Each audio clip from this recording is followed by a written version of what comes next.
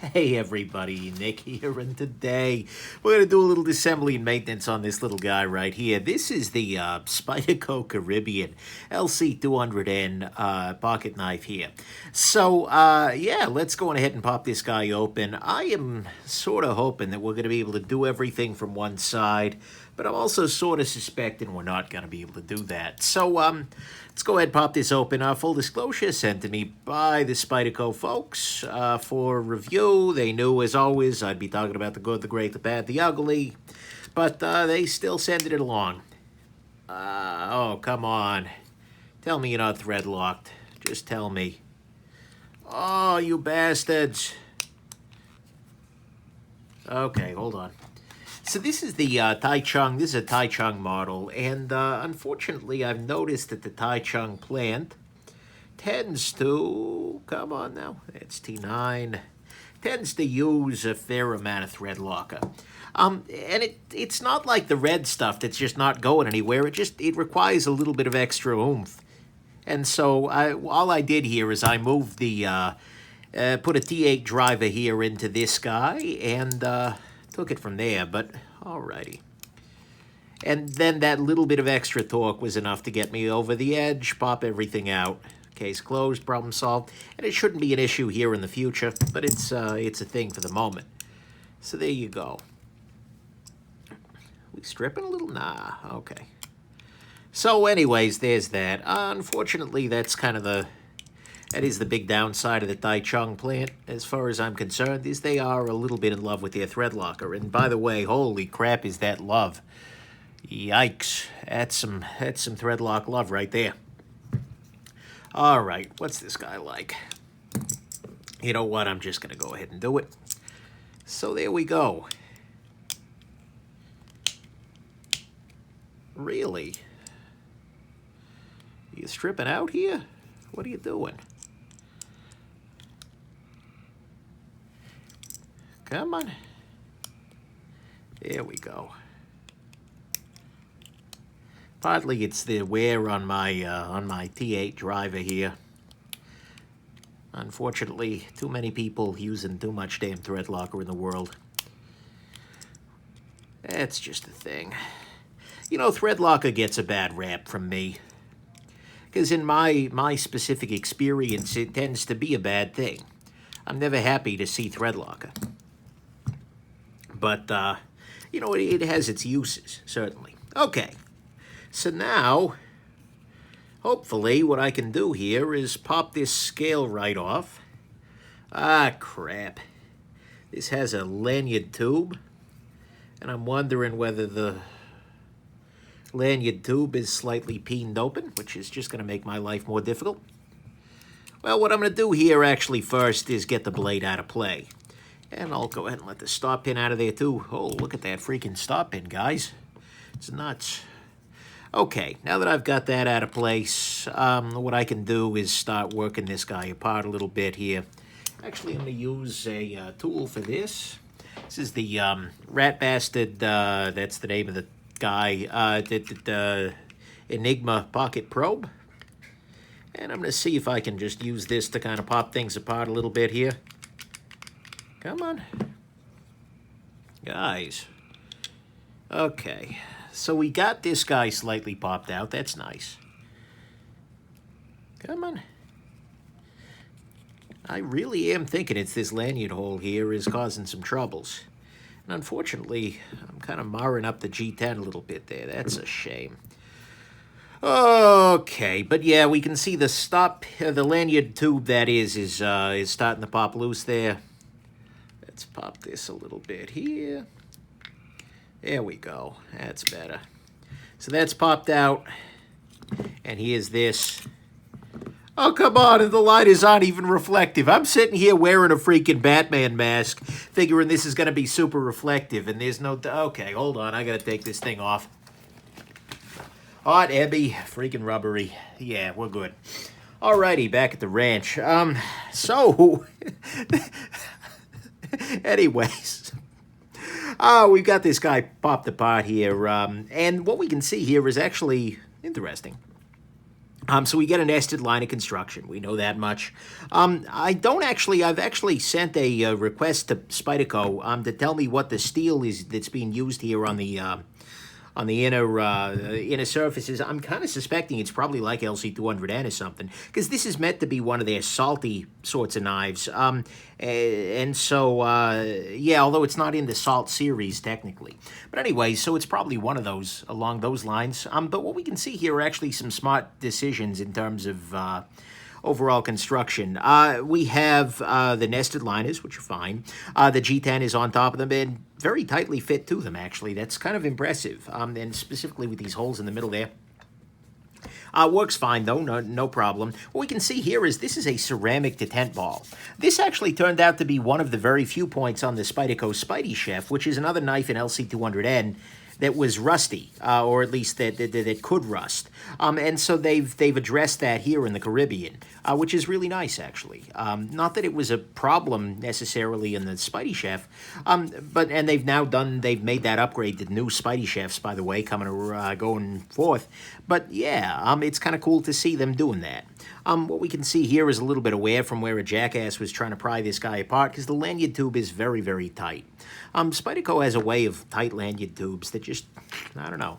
It's fine if you're not taking the knife apart, but it's a little bit of a pain in the neck if you are. And I probably could have done better if I'd used like a piece of leather or something like that on top of the pocket probe there, but you know what? It worked. Did the trick. No freaking problem. God, this assembly is so much more comfortable when you're not wearing a thick rubber Batman mask. That's a sentence that I don't think has ever been uttered before in the history of humanity, so there you go. Enjoy an original. But okay.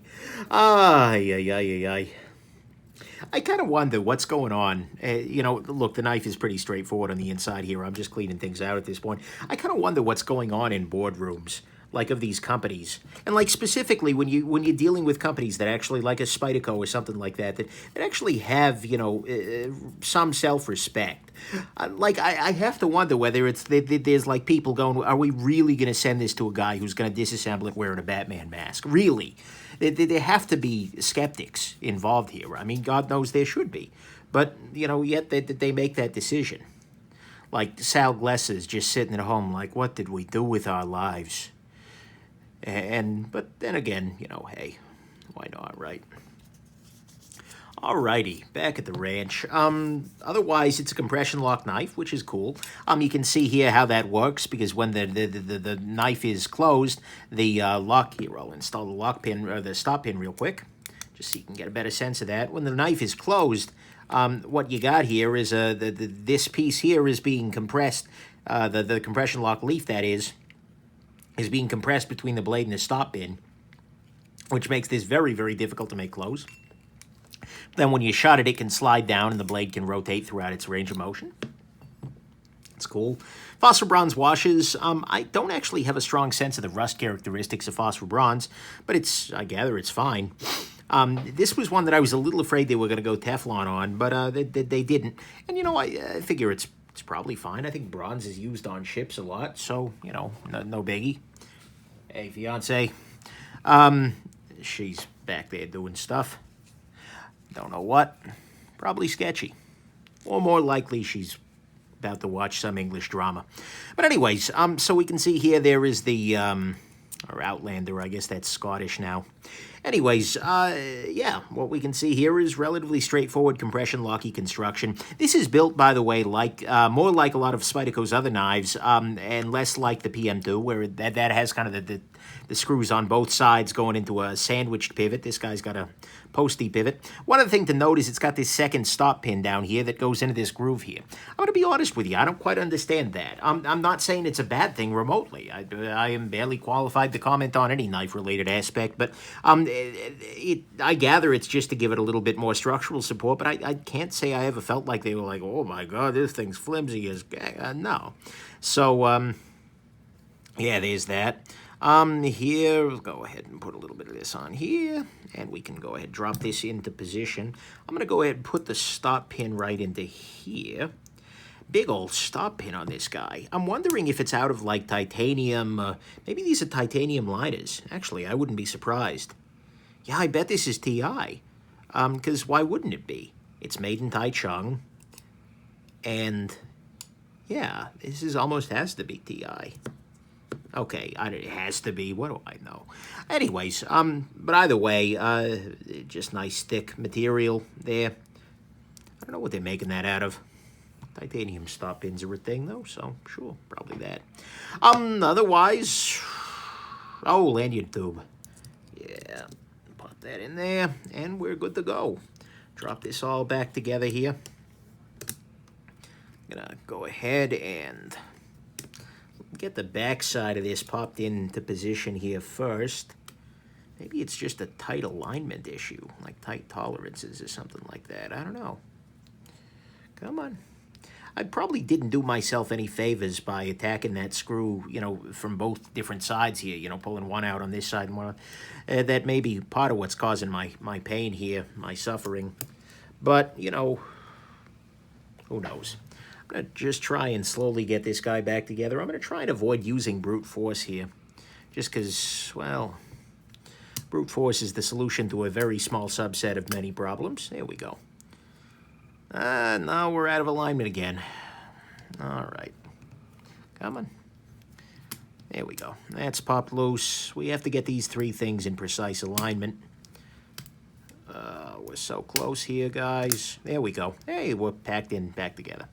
That's good. Pivots through. All the washers are involved. That's nice. I'm going to go ahead and use a little bit of Loctite on this guy. This is the blue stuff. By the way, if you ever have questions about my disassembly tools, go on ahead and look at my disassembly toolkit video. That'll tell you everything you need to know. The Batman mask is not included because generally speaking, you don't need it. I swear, I was looking at the inside of this and it looked awfully reflective, but then I guess not. What the heck do I know about the universe? Non-free spinning pivot. That's nice. Overall, though, I got to say I'm pretty impressed with the construction here, just because it's a, I mean, it's meant to be a little bit specialized. It's meant to be rust-resistant, perhaps more so than your average Spyderco, and they've done a good job of it. And I'm throwing screws at myself here. It's okay. I think when people say screw you, that's not exactly what they meant, but I'm sure they're okay with it. At least the kind of people who would say that to me. Alrighty, pop this guy in here. This thing's got a little bit of a B aesthetic going on. Not like B is in a grade, but B is in a bzz. So yeah, that's kind of neat, I guess.